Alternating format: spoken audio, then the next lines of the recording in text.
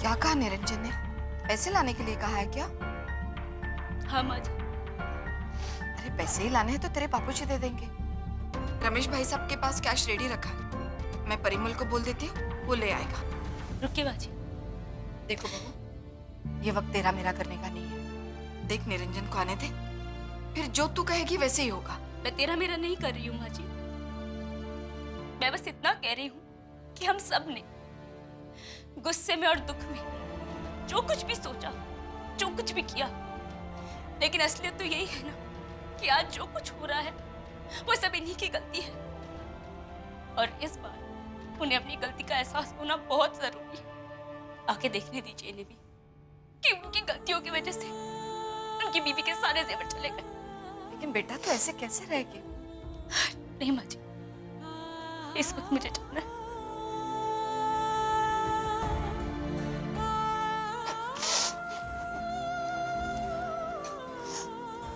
रीता, ले इसे भी डाल दे, कहीं कम ना पड़ जाए। नहीं दीदी, उन्हें जितने चाहिए उससे ज्यादा मेरे पास। मैं चलती हूँ।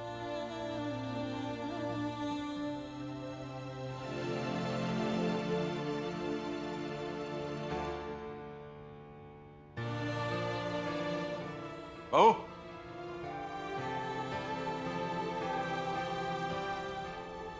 क्या कहा निरंजन ने?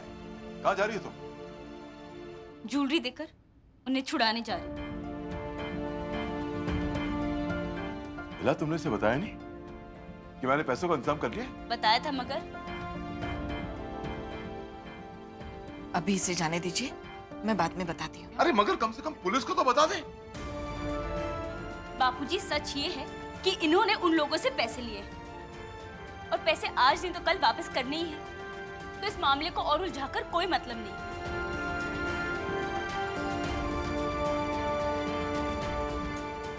रुक जाओ रीता, हमारे घर की बहू इस वक्त ऐसे लोगों के पास नहीं जाएगी।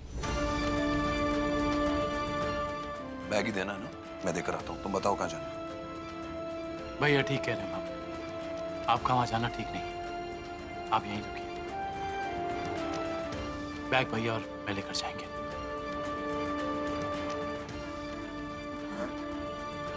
लाइए भाभी, बस ये बताइए कि जाना कहाँ है? उन लोगों ने एड्रेस मैसेज किया है, मैं आपको फॉरवर्ड करती हूँ। ओके ठीक है। चलो। भैया मैं भी चलता हूँ। नहीं नहीं समीर, ऐसे लोगों का कोई भरोसा नहीं। हम में से एक को यहाँ पर होना चाहिए।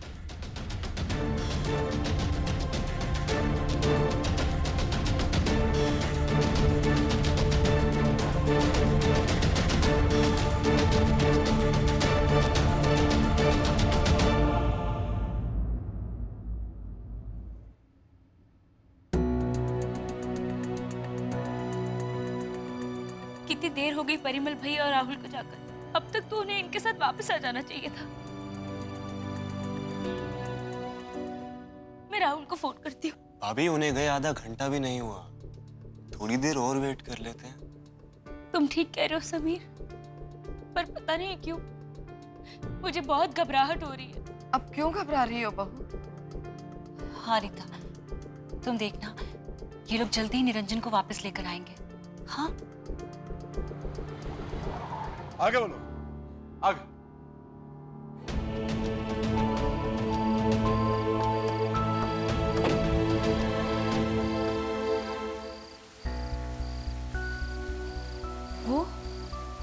वो कहाँ है? वो उन लोगों ने बैग ले लिया है और कहा है कि निरंजन थोड़ी देर में घर पहुंच जाए। भैया उन्होंने मुझे कहा था कि तुम ज्वेलरी ले आओ और ये लोग मुझे छोड़ देंगे, इसीलिए मैं जा रही थी, लेकिन आपने मुझे जाने नहीं दिया।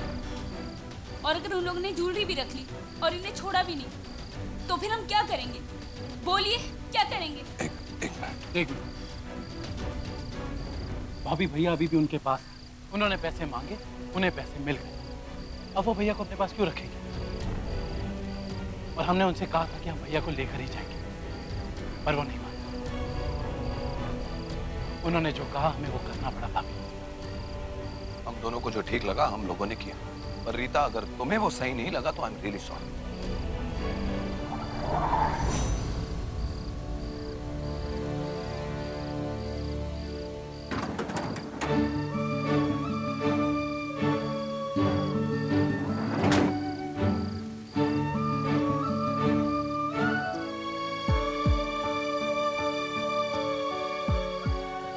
क्या हालत बनाती है तेरी। कुछ नहीं मैम, बस हल्की सी खरोच ही है।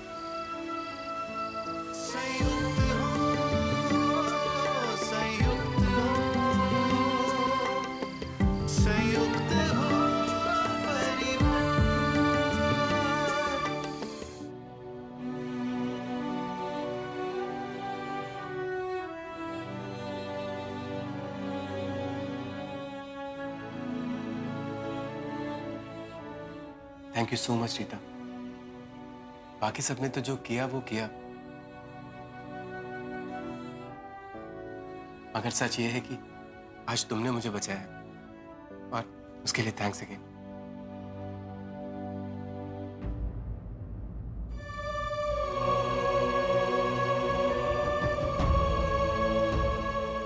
रीता, मैंने उस वक्त जो कुछ भी कहा था उसके लिए आई एम रियली सॉरी।